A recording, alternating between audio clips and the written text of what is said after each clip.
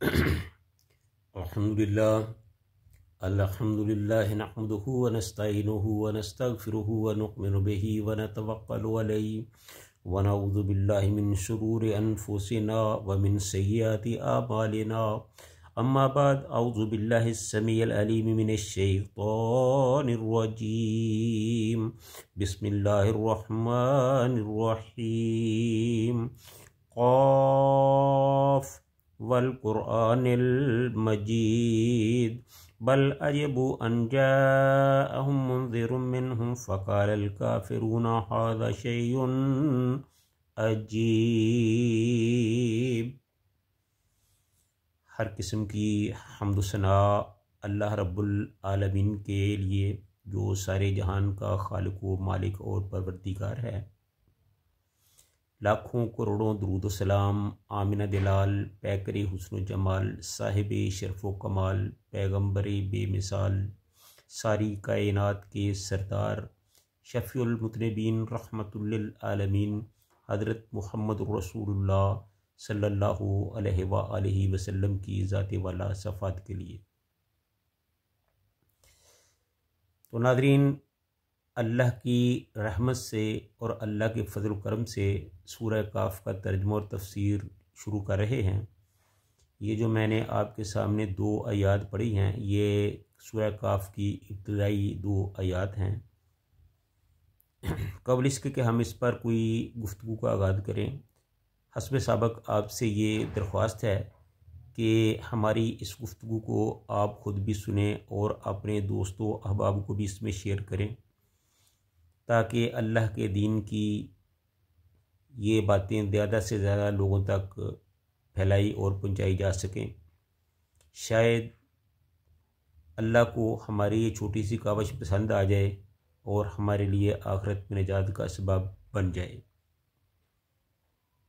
तो आइए अब अपने असल मज़मून की तरफ चलते हैं। अल्लाह ताला फरमाते हैं, क़ाफ़ वल क़ुरआनिल मजीद। काफ़ वो मुख़फ़्फ़फ़ अल्फ़ाज में से है जिनका कोई रसूलुल्लाह सल्लल्लाहु अलैहि वसल्लम ने कोई तर्जुमा नहीं किया, कोई मफ़हूम नहीं बताया, ना ही अल्लाह ताला ने रसूलुल्लाह सल्लल्लाहु अलैहि वसल्लम को बताया और ना ही रसूलुल्लाह सल्लल्लाहु अलैहि वसल्लम ने आगे इसकी कोई तशरीह वगैरह की। लिहाजा हम भी इसको उसी लफ्ज़ पर छोड़ते हैं। ये अल्लाह ही जानता है कि इसका क्या मफ़हूम, क्या तफसीर और क्या तर्जुमा बनता है। आगे अल्लाह ने फरमाया कि वल क़ुरआनिल मजीद, कसम है इस कुरान की जो बड़ा ही इज़्ज़त वाला है, बड़ी ही शान वाला है। शान वाला इस लिहाज से है कि दुनिया में कोई किताब इसके मुकाबले में पेश नहीं की जा सकती, ना मज़ामीन के लिहाज से, ना इसरार और रमूज़ के लिहाज से, ना कसीरुल अशात होने के लिहाज से। फिर इसकी एक शान का पहलू ये भी है कि इसमें जितना भी गौर किया जाए, नए से नए इसरार खुलते ही चले जाते हैं। हर इंसान ख़्वाह वो इल्मी लिहाज से किस भी दर्जे पर फ़ायद हो, जब भी वो इस पर गौर करता है तो उसके लिए नित नए मसाइल, नित नए इसरार और रमूज़ खुलते ही चले जाते हैं और वो उससे कुछ ना कुछ ज़रूर हासिल करता है। तो ये है कुरान का एजाज़, कुरान का मोजज़ा, कुरान की इज़्ज़त, कुरान की बुज़ुर्गी और कुरान की शान। यहाँ एक बात नोट करने वाली है कि इसमें अल्लाह ताला ने कुरान पाक की कसम तो खाई है, लेकिन उस कसम की वजह नहीं बताई कि कसम किस बात पे खाई है। तो जब हम अगली आयत पढ़ेंगे, उसका तर्जुमा करेंगे, तो उसका मफ़हूम जो है वो भी हमारी समझ में तकरीबन आ ही जाएगा। फरमाया बल अजबू अन जाअहुम मुनज़िरुम मिनहुम फ़क़ालल काफ़िरूना हाज़ा शैउन अजीब। बल्कि अजबू, उन्होंने यानी कुफ़ार ने तज्जुब का इजहार किया, अन जाअहुम कि उनमें आया, मुनज़िरुन एक डराने वाला, मिनहुम उन्हीं में से, फ़क़ाल काफ़िरून हादा शैउन अजीब, और काफिर कहते हैं कि ये तो एक बड़ी सी अजीब चीज़ है। यानी बल्कि ये लोग इस बात पर तअज्जुब करते हैं कि इन्हीं में से एक डराने वाला इनके पास आया। चाहे काफिरों ने कहा कि ये तो एक बड़ी अजीब बात है।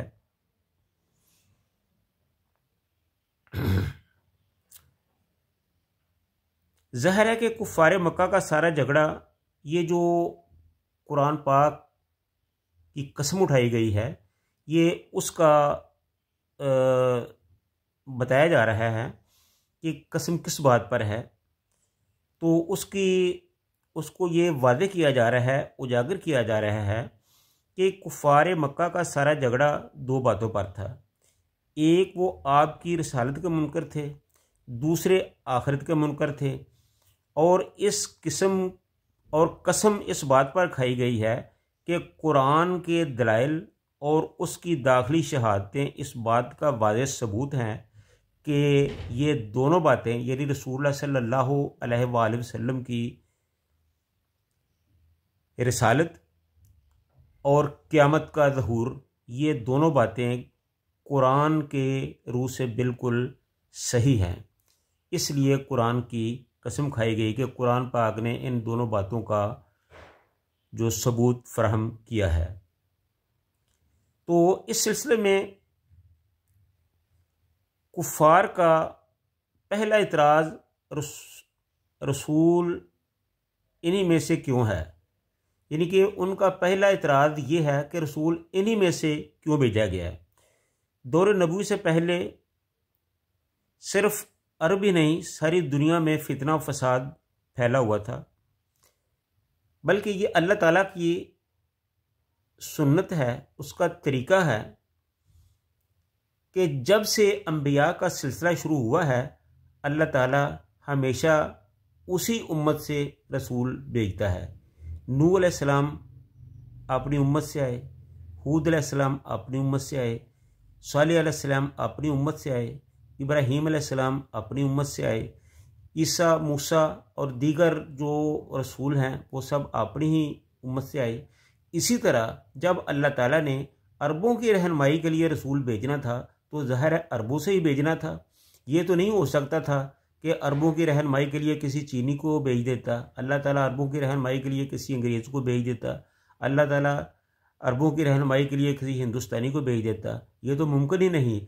तो अल्लाह ताला ने अरबों की रहनुमाई के लिए अरबों से रसूल को भेजा, और ये बात फितरत के ऐन मुताबिक और हकीकत है। और कुरान पाक ये बताना चाहता है कि अजीब बात ये नहीं है जो कुफ़ार कर रहे हैं, जिन पर कुफ़ार तज्जुब का इज़हार कर रहे हैं, बल्कि अजीब बात कुफ़ार का अपना मौक़िफ़ है। क्या इंसानों की रहनुमाई के लिए कोई फ़रिश्ता आता, या अरबों की रहनुमाई के लिए कोई गैर अरब आता? अगर ऐसी सूरत हाल होती तो वो किस तरह अपनी कौम की रहनुमाई करता? जब वो उनकी ज़बान से रसाई ना रखता तो वो कैसे अपनी बात दूसरे लोगों को समझा सकता? तो इसलिए ये बात समझने और समझाने वाली है कि जिस बात पर कुफ़ार इतराज़ कर रहे हैं, तज्जुब का इज़हार कर रहे हैं, वो काबिल तज्जुब नहीं है, बल्कि काबिल तज्जुब वो बात है जो कुफ़ार का अपना मौक़िफ़ है। तो अल्लाह ताला इन आयात में इन बातों की वजाहत फरमा रहे हैं कि ये जो कुफ़ार जिन बातों पर तज्जुब का इज़हार कर रहे हैं, ये निरी जहालत का इज़हार है। इनको ऐसा नहीं करना चाहिए। हमने जो किया है वो ठीक किया है और हमेशा से ही ऐसा होता आया है। तो अल्लाह ताला हम सब को कुरान पाक को समझकर उस पर अमल करने की तौफीक अता फरमाए। व आखिरु दावाना अनिल हम्दुलिल्लाहि रब्बिल आलमीन।